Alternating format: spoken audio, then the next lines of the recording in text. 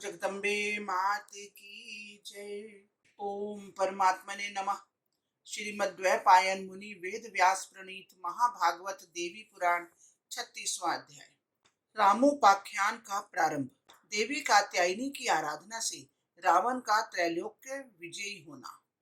ब्रह्मा जी की प्रार्थना पर विष्णु का राम के रूप में अवतरित होने का आश्वासन देना तथा जगदम्बा द्वारा रावण के वध का उपाय बताना। नारद जी बोले, महादेव विश्वनाथ, आपने जिस वार्षिकी शारदीय महापूजा की बात बताई थी, जिसे रघुवर भगवान श्री राम ने रावण के वध की इच्छा से भक्ति पूर्वक संपन्न किया था और जो जगदम्बा को अत्यंत प्रिय है, उसका मेरे लिए विस्तार से वर्णन करें।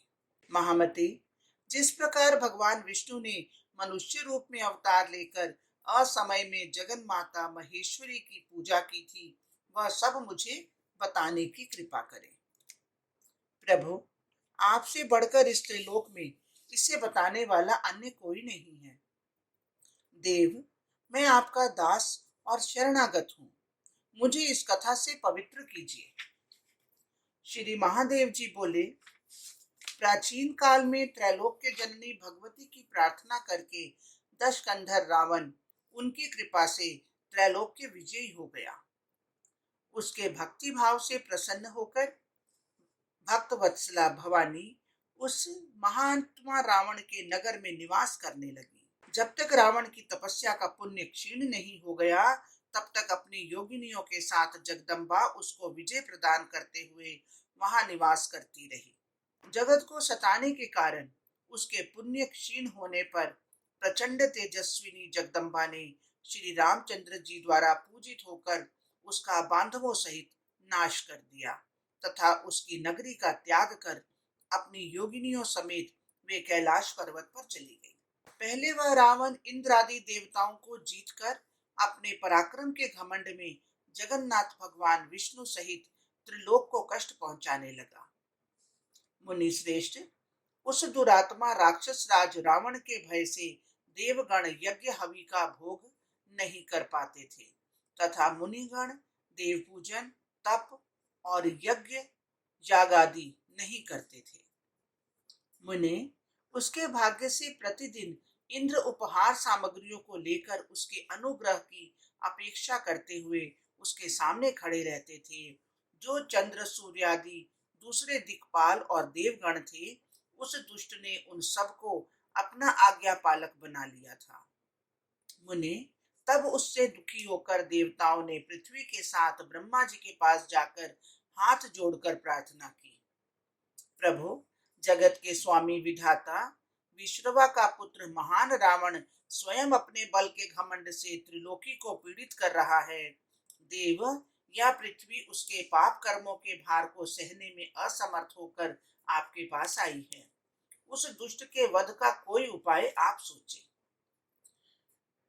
देवताओं के ऐसे कहने पर ब्रह्मा जी ने पृथ्वी को सांत्वना दी और वैकुंठ में आकर वे भगवान विष्णु से कहने लगे, संसार के पालन में तत्पर रहने वाले त्रिलोकीनाथ, प्रभु, लंका में दशकंधर रावण अत्यंत दुर्धर्ष हो गया है।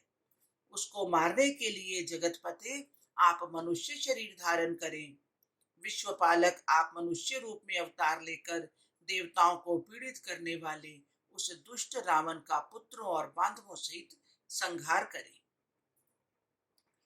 ब्रह्मा जी के इस प्रकार कहने पर भगवान विष्णु ने रावण द्वारा सताए गए सभी देवताओं को आश्वस्त किया तथा वे महामती ब्रह्मा जी से इस प्रकार कहने लगे। श्री भगवान बोले, मैं स्वयं दशरथ के पुत्र रूप से मनुष्य शरीर धारण करके उस दुष्ट का पुत्रों और बांधवों सहित अवश्य ही संहार करूंगा, किंतु इस कार्य में देवता लोग रीछ और वानरों के रूप में पृथ्वी पर अवतार लेकर भूभार हरण में मेरी सहायता करें।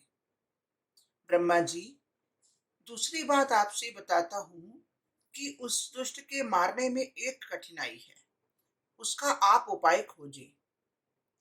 वह दुष्ट आत्मा रावण भक्ति पूर्वक त्रिलोक जननी पराम्बा कात्यायनी की पूजा करता है। वे भगवती कात्यायनी भी प्रसन्न होकर अपनी योगिनियों के साथ लंका में वास करती हुई उसे निरंतर विजय प्रदान करती रहती हैं। यदि वे जगदम्बा मुझ पर प्रसन्न होकर लंका का त्याग कर दे, तभी मैं रावण को मार पाऊंगा, अन्यथा मैं समर्थ नहीं हूँ। कमलासन, इसके लिए जो कुछ करना हो आप उसे करें। उन जगदम्बा की कृपा के बिना उस शत्रु को जीतने में कोई समर्थ नहीं। विधाता जब तक जगदम्बा कात्यायनी रावण के अनुकूल है, तब तक वह महाबली महापराक्रमी रावण अल्प शक्ति वाले इस सारे संसार का यदि नाश भी कर दे, तो भी मैं विश्वपालक उसका क्या बिगाड़ सकूंगा। ब्रह्मा जी बोले, जगन्नाथ, यह सत्य है कि भगवती दुर्गा की भक्ति में लगा हुआ दुष्ट भी इस संसार में कभी दुख को प्राप्त नहीं होता, किंतु भगवान उस दुष्ट के नाश का अवश्य ही उपाय है। प्रभो, यह सारा चराचर संसार उन्हीं जगन माता से उत्पन्न होता है और उन्हीं से पोषित होता है। जगतपते, इस संसार को नष्ट करने की उनकी इच्छा अकाल में नहीं हो सकती। मैं आप और भगवान शिव इस संसार की सृष्टि स्थिति और प्रलय के निमित्त मात्र हैं। इसमें वस्तुतः एकमात्र कारण तो वे ही जगदम्बा हैं।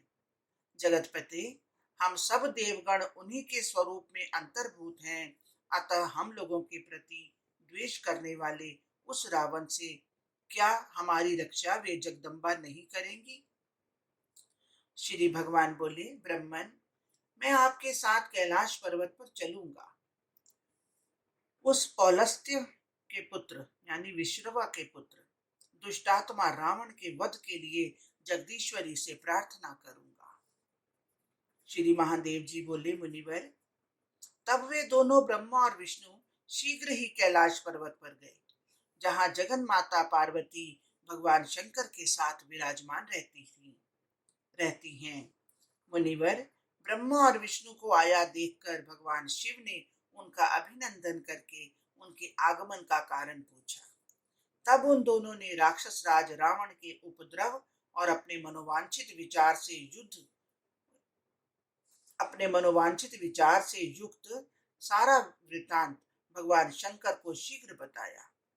मुनिवर, तब वे ब्रह्मा विष्णु और महेश्वर एक साथ भगवती पार्वती के समीप उपस्थित हुए। महाप्रसन्न मुख कमल वाली उन महेश्वरी को देखकर श्रेष्ठ देवताओं ने पृथ्वी पर गिरकर दंडवत प्रणाम किया। उन ब्रह्मादि देवताओं को प्रणाम करते देख तत्क्षण कृपा पूर्वक महादेवी जगदम्बा अपने परारूप में रत्न सिंहासन पर विराजमान हो गईं। उनके 18 भुजाएं थी, सुंदर हार से वक्षस्थल सुशोभित था, उनके मस्तक पर अर्धचंद्र की रेखा विराज रही थी और मुख कमल प्रसन्नता से दे दीप्यमान था। सुंदर दंत पंक्ति और मुस्कान से उनका मुखमंडल सुशोभित था, जिस पर तीनों नेत्र प्रकाशमान थे। भगवान विष्णु ने भूमि से उठकर जगदम्बिका से हाथ जोड़कर रोमांचित होते हुए भक्ति पूर्वक कहा। श्री भगवान बोले, माँ, पौलस्त्य का पुत्र राक्षस राज रावण आपके कृपा प्रसाद के अभिमान से संपूर्ण जगत को पीड़ित कर रहा है। इस कारण से सभी देवता और गंधर्व गण ब्रह्मा जी की शरण में गए और ब्रह्मा जी ने भी उस दुष्ट के वध हेतु पृथ्वी पर मनुष्य रूप में मुझसे अवतार लेने को कहा। जगदीश्वरी, मैंने भी उन्हें ऐसा ही करने का वचन दिया है कि पृथ्वी लोक में दशरथ के पुत्र रूप में अवतार लेकर मैं उस दुष्टात्मा का संहार करूंगा। किंतु वह महाभाग नित्य ही आपकी और भगवान महेश्वर की सेवा करता है। आप भी प्रसन्न होकर उसकी रक्षा हेतु उसके नगर में वास करती हैं। देव वंदिते, उस देव शत्रु रावण का युद्ध में कैसे नाश होगा, जिसके संरक्षक आप और महेश्वर शिव हैं, उसे कौन मार सकता है। शिवे, आप तो स्वयं ही लंकेश्वरी होकर विराजमान रहती हैं। जगदम्बा, इस संसार की रक्षा के लिए आप ही कोई उपाय बताएं, आपको प्रणाम है। श्री देवी जी बोली, मधुसूदन, रावण ने दीर्घ काल तक मेरी पूजा की है। यह भी सत्य है कि मैं उसकी रक्षा के लिए लंका में निवास करती हूँ। उस महाबली रावण ने जिस भक्ति भाव से मेरी और महेश्वर की आराधना की, तथा उसके फलस्वरूप उसे जो संपदा मिली, उससे अब उसके लिए इस संसार में कुछ भी पाना दुर्लभ नहीं रहा। उसके सारे मनोरथ पूर्ण हो चुके हैं और उसे तपस्या का संपूर्ण फल प्राप्त हो चुका है। अब अपने बल के घमंड से वह चराचर जगत को अपने विनाश के लिए पीड़ित कर रहा है। मैं स्वयं भी अब उसके संहार के बारे में सोचती हूँ। यदि कोई उपयुक्त निमित्त प्राप्त हो जाए तो मैं स्वयं ही उस दुष्ट को मार डालूंगी, किंतु मेरा स्वयं उसे मारना उचित नहीं लगता। ब्रह्मा जी ने ठीक ही कहा है, आपको मनुष्य रूप में अवतार लेना चाहिए। उस रूप में आप उसके वध का प्रयत्न करें। आपकी मनुष्य रूप धारण करने पर मेरी अंशभूता लक्ष्मी भी आपकी सहायता करेंगी। वे भी मनुष्य रूप में पृथ्वी तल पर अवतरित होंगी। वह दुर्बुद्धि वीर रावण उन्हें देखकर कामासक्ति से मोहित होकर अत्यंत लोभ पूर्वक मेरे ही दूसरे रूप में प्रकट हुई उन देवी का बलपूर्वक अपहरण कर लेगा। उनके लंका में प्रवेश करने पर भगवान शिव की अनुमति से मैं निश्चय ही उस दुष्टात्मा के विनाश के लिए लंका नगरी का त्याग कर दूंगी। मेरी ही दूसरी मूर्ति लक्ष्मी का जब वह अपमान करेगा तो मेरे कोप से निश्चय ही उसका नाश हो जाएगा। मधुसूदन, मेरे द्वारा लंका नगरी का त्याग करने पर तथा उस दुष्टात्मा रावण के वध हेतु सूर्य कुल के रघुकुल में आपके मनुष्य रूप में अवतार लेने पर ब्रह्मा जी के पुत्र महर्षि वशिष्ठ आपको मंत्र प्रदान करेंगे। मधुसूदन, घोर संग्राम में उस परम गोपनीय मंत्र का जब आप अपनी रक्षा और रावण के वध के निमित्त स्मरण करेंगे, तब रावण के द्वारा चलाए हुए दारुण बाण भी आपको नहीं वेध सकेंगे। महामते, बाणों के उस भयंकर युद्ध में आपको मुझ संहारकारिणी का निरंतर स्मरण करना चाहिए। उससे आपकी विजय होगी। मेरी कृपा से अत्यंत दुस्तर समुद्र को भी लीला पूर्वक वानरों सहित पार करके आप निश्चय ही लंका में प्रवेश कर सकेंगे। तात, ब्रह्मा जी के बताए विधान से शरत काल में समुद्र के तट पर मेरी मिट्टी की सुंदर प्रतिमा बनाकर जनार्दन वेदोक्त विधान से मेरी पूजा करके आप उस दुर्धर्ष रावण को स्वर्ण मंडित रथ से गिरा सकेंगे। उस वीरवर रावण का पुत्रों और बंधु बांधवों सहित युद्ध भूमि में संहार करके मेरी कृपा से आपको लंका विजय की ख्याति प्राप्त हो जाएगी। इसलिए मधुसूदन, आप दुष्टात्मा राक्षस राज रावण के वध के लिए शीघ्र ही मनुष्य रूप धारण करें। श्री भगवान बोले, माता, आप में उस रावण की दृढ़ भक्ति है और वह निरंतर आपका भक्ति पूर्वक स्मरण करता है। आप करुणामयी होने के कारण उसका और उसकी लंका का कैसे त्याग कर पाएंगी। वह दुर्धर्ष रावण जब संकट आने पर आपका भक्ति पूर्वक स्मरण करेगा, तब सुरेश्वरी उस समय मैं उसे कैसे मार पाऊंगा, यह मुझे बताएं। शिवे, परमेश्वरी, जो आपका स्मरण करते हैं उन्हें भय उपस्थित होने पर मैं भगवान शंकर और यमराज भी वहां पहुंचकर अपने आयुध और शक्ति से उनका संरक्षण करते हैं। तब युद्ध भूमि में आपका स्मरण करते हुए आपके भक्त उस रावण का मैं कैसे संहार कर पाऊंगा, जो कि मुझसे रक्षित होने योग्य है। श्री पार्वती जी बोली, महाबाहो, यह सत्य है कि युद्ध भूमि में रावण मेरा स्मरण करेगा, तथापि वह जिस प्रकार मृत्यु को प्राप्त होगा उसे सुने। ये सारा संसार मेरा ही है और मैं ही इस संसार के रूप में प्रकट हूँ। जो इस संसार को पीड़ित करता है वह मुझे भी पीड़ित करता है। इस संसार को सताते हुए यदि कोई संकट आने पर मेरा भक्ति पूर्वक स्मरण करता है तो उसे सांसारिक फल नहीं मिलता, अपितु पारलौकिक फल ही मिल पाता है। इस समस्त संसार के प्रति द्वेष न रखते हुए जो मेरा भक्ति भाव से स्मरण करता है, उसका तो मैं इस लोक और परलोक में सदा संरक्षण करती हूँ। महामते, आप लोग भी उस भक्त की रक्षा के लिए यत्नवान रहते हैं। संकट में महान भयभीत होकर वह रावण जब मेरा स्मरण करेगा तो उसका वह स्मरण विफल ही होगा।